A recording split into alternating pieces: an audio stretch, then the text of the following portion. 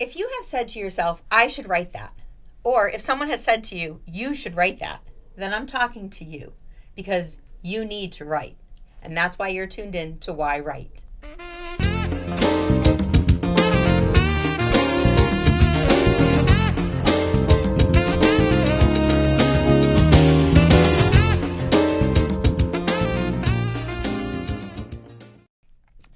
Hi, welcome to yWrite. I'm your host, Angela Grout, and I'm excited to be here back with you today to help you start writing your story, because we all have that story inside of us and we need to put it on paper. Today, I want to talk about how so many writers have this dream to write the great American best novel. And, in order to do that, sometimes there is some research to do. And whether you're writing fiction or nonfiction, the art of storytelling and the writing tools to do the research are the same. If you're writing that memoir, it's a little bit easier sometimes to make the phone call and say, do you remember the name of that restaurant we went on for our first date? Or how about, where was the exact location that bus dropped me off when I first arrived in New York City? Or what was the name and the make and the model of that car I first had? Those are the kind of research projects that a lot of memoir writers face. However, there are also fictional writers who have to do the research. And when you are writing from a period in time that you did not live in, there is much research to find experiences in which to make your story authentic. And let's face it, to have successful readership, our story needs to be authentic, needs to sound authentic in the time. Because who would believe this story? The girl picked up her iPhone and ordered DoorDash to bring food and water to the concert at Woodstock in 1960. It's not believable. There weren't iPhones. There weren't DoorDash. So therefore, you have to keep your story authentic to the time period that you're telling it. And today, that's just one of the many topics that we're going to discuss with my guest. And I have a guest here today who has written a wonderful book about that is historical romance. So when you're talking about research, we'll have to ask her if she had to research the romance part or the historical part of the setting. My guest today is Elina Morozov, and Elina Morozov began writing in 2019. I mean, we're talking a mere couple years ago. And she finished her very first novel in 7 months. And this is it. It is the Elina Morozov Passion and Prosperity story. And this book right here, to write a book and to have it published in about 7 months is pretty amazing. She is currently working on part 2, and we'll talk to her about that. She is the mother of 3 boys, all under the age of 12, and she works in the adult medical field as a nurse practitioner. As a like-minded Christian like myself, she is very thankful for her gift to write, as we all are, and she strives to use her God-given purpose to inspire women of all ages to become their authentic self. This is the historical romance novelist, and obviously an expert in balancing writing and life, Elina Morozov. Hi. Hi, Ellie. Thank Hello. you so much for coming in today. Thanks for having me. So, 3 boys. Yes. Under 12. Yes. You're writing. You're working. Yes. It's a lot to juggle. It is. Do you set aside a specific time of day or something? Like, how do you balance that writing life to say, okay, it's 2 a.m., the kids are sleeping, I'll just forego sleep. Yeah. And write? No, I usually need sleep to stay alive. I do use a lot of evening hours to write. We do have, structure in the home, and my husband is very supportive of that. So we'll put them to bed to make sure they're out, quiet in their rooms, and then I'll just run upstairs or downstairs, grab a blanket, grab a coffee or whatever, and just start writing away. And sometimes I have times when I just go away. My husband will let me go away on a Saturday, for example, and I'll go to Barnes & Noble, the best place, right, to write something, surrounded by books, and I'll just write. So you did this with your fingers. So Yes. I have a question. Yeah. Do you handwrite or do No, you type? I definitely type. Interesting. I always like to see how, different writers have different, ways of doing it. Some people dictate it into their phone, which I've tried, and I do that sometimes. Yes, I do if I have too, a nice but sometimes download. I'll reread it and I'm like, what was I saying? Because they got this wrong. But yeah, taking that time. Yeah. I mean, I found that, when I first started being a little more professionally serious with it, I would go to the Springfield Museum on Thursdays for 3 hours. Right. You know, it's like, this is my time. And, you know, we both have a friend, Battelle Arnold. Yes. And Battelle has taught me, like, sometimes it's okay just to go get that hotel room. Yes. And finish it up. Yes, and absolutely. I did that when I edited April Rain. Yeah. I literally just locked myself in a hotel for 2 days and said, I'm not leaving until this is done. It's done. That's great. You know, so it's great that you do that. So why historical romance? What got you into that genre? So 2 words, Jane Austen. Ah. I love Jane Austen. I love all of her writings. And I love that time period when women were just beginning to kind of emerge as powerful humans. Yeah, becoming right? their authentic yes, self. Exactly. And so I think that was my inspiration. And then, of course, I have this thing inside of me of just loving justice and not loving injustice. So, of course, that brings in this historical romance that I wrote with the slavery piece and how wrong and evil it was. So I just looked at both of those parts, loving this 1800s style romance with this, you know, wanting to see justice come out of injustice. And I put the 2 things together. Wow, really nice. Yeah. Do you, when you sit down to write, when you sat down to write Passions and Prosperity, and I know Passion and propriety. Sorry. I don't even know what I just said now. It's okay. And now you're working on part 2. Yeah. Do you outline it? Do you plan like what you're going to write, or do you just, you know, they say plotter pantsers, Yes. like you sit down and you just go, or Yes. you say this is what I want today? So I'm definitely a plotter. I have notebook after notebook. I have files in my cell phone where I always jot ideas down and I kind of try to structure it. But then I do have moments when I just kind of go by the seat of my pants, as they say. Like I was writing a chapter just recently in part 2, and one of the lesser characters, let's say a supporting character, just kind of went off on a tangent, and I was like, why'd you have to do that? But I ran with it and it came out really strong. That's you know? awesome. So that just kind of happened, and it wasn't planned or plotted. Yeah, and it's something that we authors, I think, sometimes call that download. Yeah. Like that moment where it just like comes and you're like, Yeah. okay, I have to write this right now. Yeah. Especially because it's very authentic in that moment. And it was really like just real, and the conversation that ended up happening in that chapter was just so powerful. So you know, I haven't written a historical romance story. I did have to do a little bit of research for, you know, all 3 of my books, because you do, whether if it's a memoir, like I said in the beginning, you know, just trying to research to get that, you know, story straight. Accurate. And then especially like in April Rain, trying to set that time period and saying, okay, they're watching the Stanley Cup and, you know, the playoffs in this book. Yeah. And at one point you're like, okay, well, I need a real name of someone who really played in that year. So let's research that. Right. You know, but when you have like that download moment, like I've had them where, I mean, I literally was at a lab one time getting blood work drawn, waiting. And there was a scene about a lab that I needed to write about. So I sat there and just started writing what I saw and everything. You know, my character was just talking to me and, you know, scribble. But I'm writing something that I'm also experiencing and living in. Yes. You're writing something that you haven't experienced and you haven't lived in that time period. Yeah. So how are you researching that, or, you know? I mean, I'm hopping online, essentially,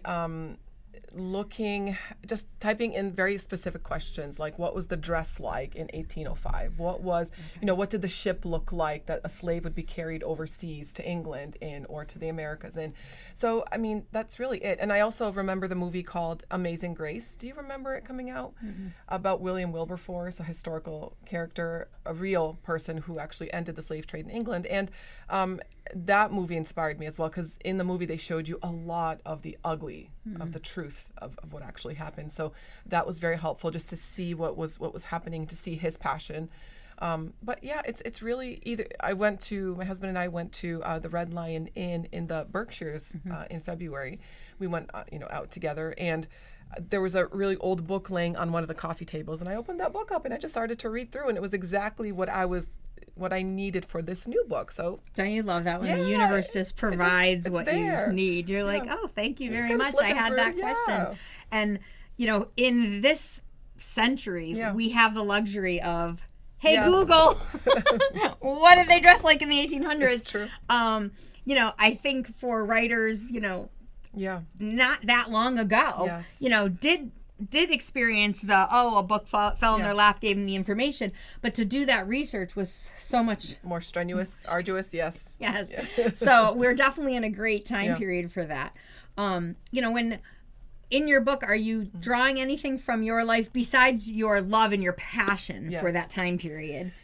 I mean, definitely. Emilie, my heroine, Emilie Fortin, who turns into Emilie McGray, she's young. She's 19, turning 20, and she's exploring the world, and she is discovering her voice, and she's discovering what it is to stand on your own convictions, even if you're alone. And that has kind of been a lot of my life experience. Again, I wasn't born here, so like I come from a different type of lifestyle, I guess, to begin with. So I kind of see with eyes that are Where were you born? Russia. Okay, just gotta throw that out there. So I kind of see as an outsider sometimes. So it really does help to, that I bring into the character, and it's smooth, like it's not weird or awkward, but she is built upon who I am, obviously, and people who inspire me. Nice. I know sometimes if you're writing a character that your beliefs are different than their beliefs, it can be a little more trying too. I mean, obviously you want to love all your characters, but writing someone who murders someone, it's like, not agreeing with their mentality and their thoughts. So let's talk about your character. How did you come across naming her? Like, finding that perfect name. Was it like one and done, or did you change your name a few times? Let's think about that. I think I just landed on it. For some reason, the name Emilie struck a chord in me, and Fortin, fort, strength. So I just kind of worked with it and turned it into Fortin. It really wasn't that difficult to find it. And when I found it and when it landed, I just liked it and I kept it.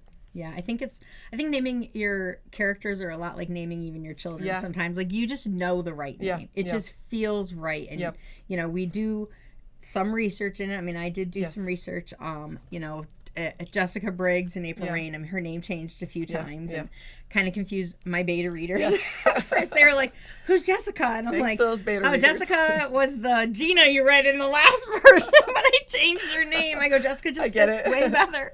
So I was just kind of, funny, and then just getting to know that character and trying to guide them on where you want them to go in the book, but they take on that life of their own. They do. And they live in your head. They really do. And you have conversations with them, and you're trying to see, are you going to break them in the next scene, or are you going to build them up in the next scene? And it takes on quite a personal nature.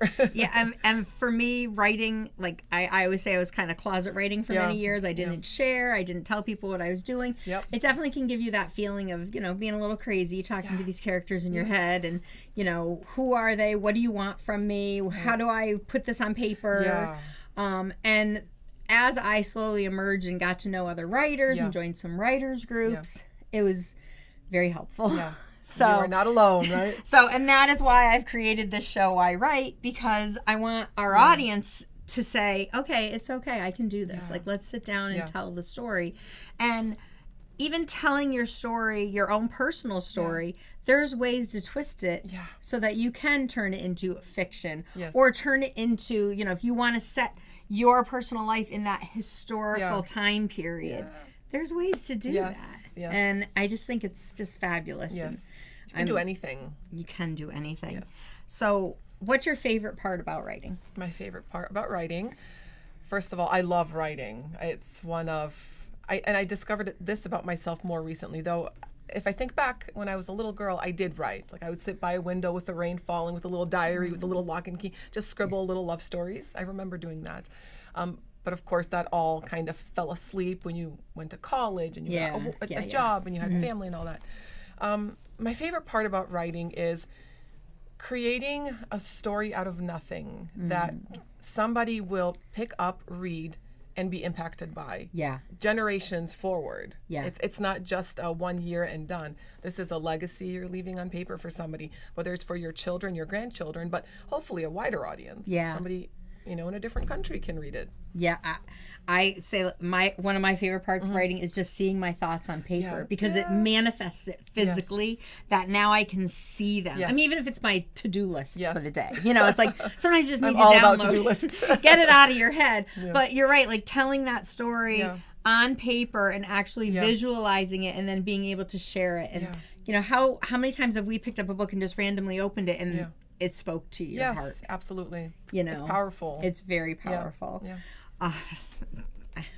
we definitely have so much in common. I'm like, oh, she make me feel so normal. I'm so normal.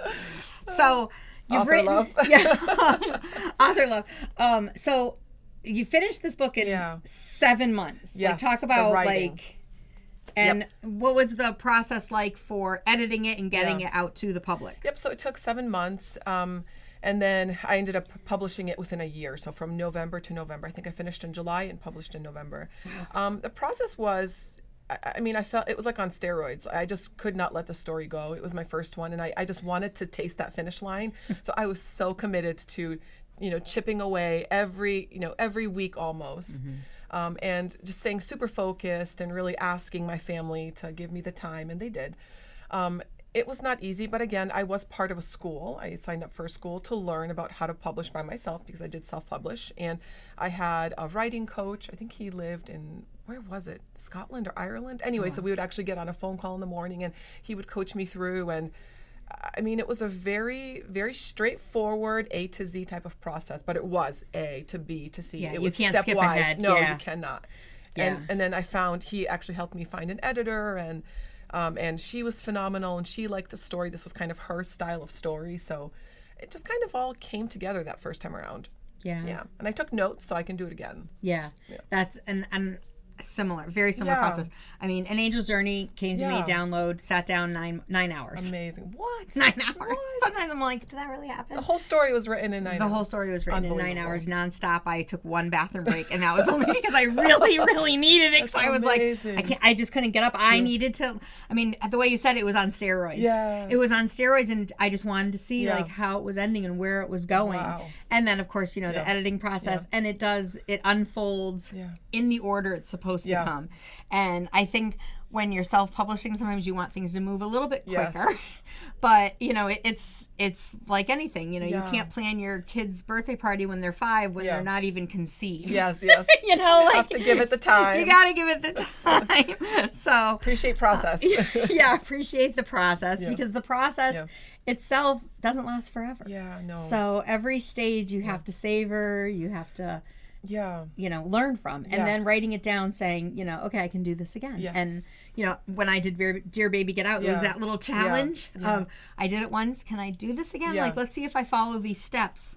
If this is something I can do again. And you're a true author when you do it again. You don't give up on the first time. Because it burns so much within you that you're like, I'm going to do it again. It was so amazing the first time. When a story comes to you, if it's meant to be told, it's not going to leave you alone. And it's true. I've many times for the April Rain story, I would say to characters, find someone else. Just find someone else. I'm not a murder mystery writer. That's not my thing. Amazing. And I'm like, oh, just go away, leave me alone. And they were patient and took a little longer to write. And and I was like, okay, I'll do this. But like you said before, Googling things. And I've seen a quote where they said, never check the history of what a writer Googles. True. You're like, what? I was Googling like, what happens if you transport a dead body over state lines? Wait a second. I understand you, but someone might not. I know, and I'm like, this is not something I'm planning on doing. I just need to know like where the law stands so that legally I can. So it's accurate, right? It can be accurate. So very, very funny. So when's your sequel coming out, and what is the title of it? So the title, this is the first time I'm publicly announcing it. Do you want to share? I do, actually. Okay. So this is, Passion and Propriety, Emilie's story, and it's from the Golden Heart series, and the sequel is Of Tempests and Triumph, Love's Truest Story. Yes. So this is part 2 of her life, and I'm taking a risk with this one, with part 2, and I encourage my readers to, if you can, read part 1 first and then take on part 2. And then you asked about when it will come out. Hopefully in 2024. I think I'll need more time because it's a really deep dive into her human experience. And it's taken a long time. Not as fast as the first one, but hopefully in 2024, and give it a chance. Mm-hmm. It's powerful, and the ending is beautiful. Like you'll see the whole, like the character arc from the book 1 to book 2, and the completion and that crowning moment at the end. It's very beautiful. Wow. Yeah. So are you finished with that? No, I'm about 65% done. Oh going. yeah, the vision has been there for a long time now. Yeah. Wow, that's amazing. And Yeah. congratulations on doing a finished one, moving on and loving your character so much to be able to do a part 2 that will be coming. And, you know, do you see yourself doing more after that? I already have 2 others in the works. You do. That's what happens. Yep. And I told myself I'd never do this. I told myself I would just focus on one at a time. When it comes, like you said, you just can't get away from it. So, yeah. One is about a female entrepreneur in the 1850s, again, the 1800s. So you still like that time period? I love it. I love it. So female entrepreneur. And then another one is actually set in the 1200s, and this is a completely different style story. Wow. But, yeah. So you really like doing your research? Yes. I have to. Yeah. I mean, immersing yourself, your character into that, and that's... Yeah, from their bodices and corsets to their hats and their... I know, I feel like I want to sit up like straighter and, you know, just talking about this romantic era. So, I am looking forward to reading this. I love romances. A historical romance, just knowing that someone can transport you through pages into another time. There's a book series that's a children's book series called Alice in Bible Land. Ah, very nice. I only remember this because I would babysit a lot as a child, and I would read these books to some kids. And at the beginning of every story, it said, reading takes you to places you want to be. Yeah. Right. And, you know, when you're talking about any book, whether it's a memoir or if it's, you know, something that's, you know, of fantasy, you know, nonfiction or fiction, it really does put you back there. And the people who write memoirs, like, just for their grandchildren to read someday and say, oh, I can be in that moment with my grandmother. I can know them. I can know them on a personal level. And same thing, doing the fictional stories is like just transporting you out of your world into the scene. So true. And, you know, I'm sure you must get a little lost into your own work. Yes. How do you get out of it when you're immersed? Do you set a timer? Yeah. No, when laundry calls or Mom, I need help with my homework. Yeah, and you're like, just one more minute, and you lose that. If you lose the train of thought, you're like, oh no, it's gone. I usually jot a couple of notes at the end of a chapter if I know there's something else that needs to be said, so I don't forget. But I just process and think about it. Yeah, and so you did take a writer's class. Yes. Right in the very beginning. And do you recommend that for people who are working? So it was called the Self-Publishing School, and they basically immersed you into a community of writers of all sorts of writings. They gave you a coach, they gave you lots of information, and just gave you access to all of this knowledge and all of this resource. So that was what I took. It wasn't a class, it was just a school. Okay. So and you could have taken as much or as little of it as you wanted for yourself. I kind of trusted my gut with my writing. Yeah. So it's and not you like have to trust your gut. You do. You're unique, so you have to. It sounds, you know, even like your character, like she has to believe in herself. If you don't believe in yourself, then people aren't going to believe in you either. Yeah. So it is being, you know, strong, but at the same time, being, I don't like the word weak, but like being weak enough to know you need guidance. Yes, it's true. You know, being humble enough to accept it. Because, you know, there's people who have written the great American novel. Yeah. You know, and you're like, well, how did you do that? And everyone's process is different. Yeah. So you're going to do what's right for you. Yeah, it's true. So you found what's right for you. Yeah. So where can people find your book? So it is on Amazon. How can we get to read this? Yes, you can purchase on Amazon. It's all there for you. Ebook as well. Okay. I think it's the Kindle version and the hard copy. Nice. Yes. Oh, so you have hardcover? Yeah. Soft cover? Well, I mean, this hard copy. Yeah. Okay. Okay. So yeah, I know a lot of. We all tend to go more soft. I mean, yes, yours are too. Hardcovers are so expensive. They are. I mean, it's amazing the price difference. I always like the comfort of being able to just grab a book like this. Me too. I prefer that than the Kindle version. Yeah, me too. Please. I like to hold it. Me too. And sometimes I like to write little notes in the margins or highlight if there's a phrase that really means something to me. Yeah. So I need that tangible book in hand. Yeah, I agree. Well, I thank you so much for coming in. This is great. Yeah. And I hope that you've enjoyed the show. I know you have, because I'm sure you learned a real lot. I want to thank Ellie for coming in today. Please check out her book on Amazon and be sure to write a review, because, you know, reviews are what helps authors too. Yes. I want to thank Studio 954 for making this show possible, and I want to thank you, our audience. I want to thank you for tuning in and taking the time to listen to the show that I've put together called yWrite, but also to take the time to help yourself realize why you should be writing too. So at this time, I like to give my audience a little prompt. Okay. Because, this is a writing show. So we are going to pick up our pens and we're going to set a timer maybe on our phone or the oven timer, the microwave timer, whatever you need.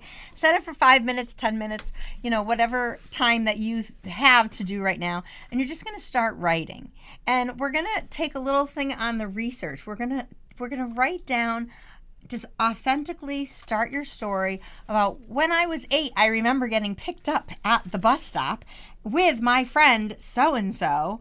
Or if were driven to school, write that story about who drove you, what kind of car you might have been in, who was with you, the conversation that you had in that story. What the weather was like. What the weather was like. And just write it. Make it up if you need to. And then afterwards, if you want, start exploring and doing the research on it and find out maybe really what was that car that you were in.